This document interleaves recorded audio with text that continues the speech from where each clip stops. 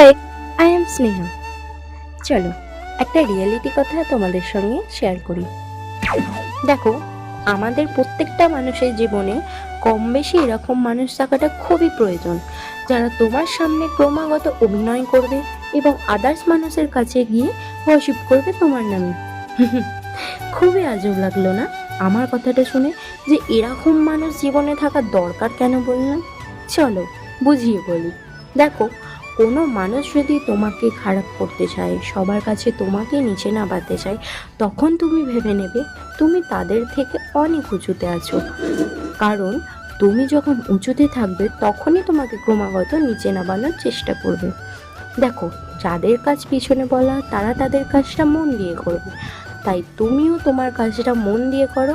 আর দেখো, তারা তোমাকে আবার নিচে নামানোর চেষ্টা করবে, কিন্তু তুমি স্ট্রং, তুমি কোনোদিন হারতে জানো না।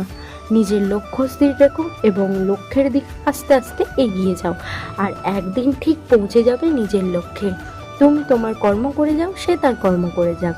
ওই যে কথায় বলে না, god is watching everything from above. সব কিছু ভগবান উপর থেকে দেখছেন, তাই তোমাকে সেই সব মানুষের নিয়ে ভাবতে হবে না, because life is your, not there's.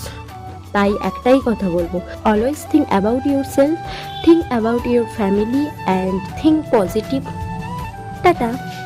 আর হ্যাঁ, এরপর বাজে মানুষের নিয়ে ওভার থিঙ্ক করার আগে আমার এই ভিডিওটা আরেকবার দেখে নিন।